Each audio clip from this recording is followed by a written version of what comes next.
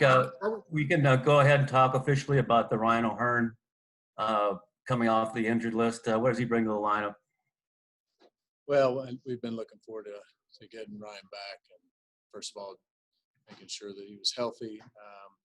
I think we saw in the spring kind of player and kind of at bat and the kind of presence he can be in that lineup, and trying to get this machine of our offense going, putting another potentially really dangerous left-handed bat in that lineup, I think is really, really important. And just a guy we're happy to have back. Moving Solera up to the 2 spot today. I lost you, Flanny. Go ahead. Just moving can you talk about moving Solera up to the 2 spot today? Well, I think more than anything, talking in the past about, trying, there's kind of 2 perspectives on it. One, just trying to give him something different, maybe get him going a little bit. That's always part of the conversation. I think there's always reason too. A guy as dangerous as Jorge is, there's a lot of different thought philosophies on getting him up there as many times as possible. You're seeing many teams do the same sort of thing, get a guy every chance throughout the long haul of the season, whether it's 162 or 60, increasing his odds of being at the plate. And every time you have a runner like Witt on base in front of him, he's in scoring position if he can hit the gap too. But anyway, it's just more than anything else, giving him a different look in that lineup. It sounds like that might be semi-permanent or just going to experiment for a while. Or yeah, I love getting guys locked in and do whatever you have to do to get them there. And then once they get locked in, I think it's probably not as important where exactly they are. If we can put them in spots, move them down, give them maybe a different approach, at least even in their mind, where something's not just the exact same thing. But I want to have some data and some history to support any decision like that we make. Hey, Skip. All right, Flan. Hey, Mike, I just want to get your overall thoughts. Obviously, the big story today out of Major League Baseball is the fact that at least 2 games have been postponed due to these coronavirus outbreaks. What are your thoughts on that? And kind of where do you see that affecting your organization or guys at all? Yeah, Danny, that's something that we've talked about a lot organizationally is, we're going to do our part. The unfortunate thing is that there's 29 other teams that, not that they weren't doing their part, but we have to rely on things going well for them also. And things like massive outbreak on any club. That's the only time we're ever going to pull for another team. We're going to pull for them to all stay healthy. Not necessarily just talking about competitive advantage. We're talking about being able to compete, period. So it's something that we all have heard about and have followed up on, and it's not good for the game. Hopefully, once again, we're always taking the obvious route of want people to stay safe and healthy. But when you're looking at it from the perspective of Major League Baseball, we just need every team to be able to be as diligent as possible to take all measures.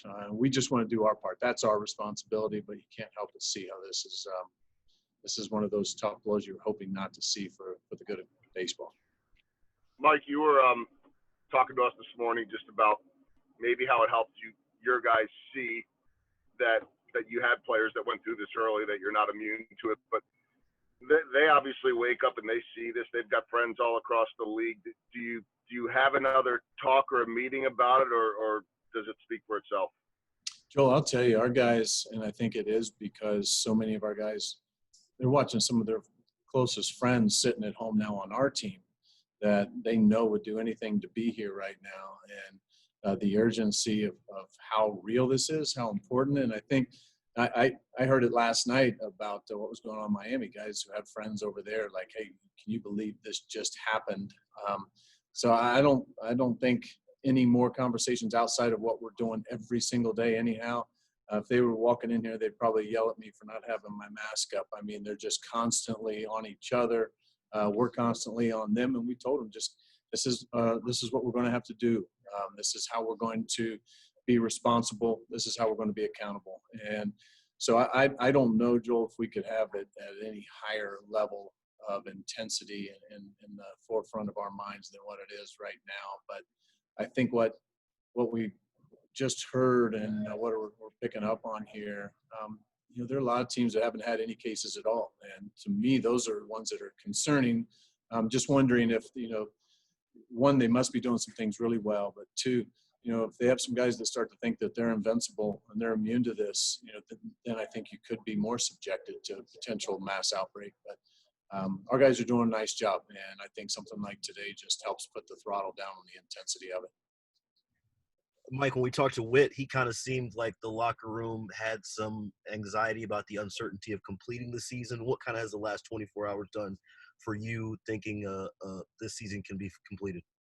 Yeah, Aaron, I don't think that's a bad thing for us to realize the volatility of the season. And once again, how much we need to go above and beyond. Just when we start hitting some of these cities where we're seeing some of our favorite restaurants, it's just not something that we're going to be able to do. When you start getting into your normal routine of what you would do, whether to go grab a coffee or to sit in your room, we're going to have to choose to sit in our room. And it's just our new normal, but I think it's just getting our minds wrapped around the idea this is a sacrifice that we're going to make to each other. It's a sacrifice that we're going to make to the good of the game. And then once again, that comes down to our fans and I believe part of the healing of our nation to just go above and beyond as much as we can, at least to check off boxes that this is the right thing to do.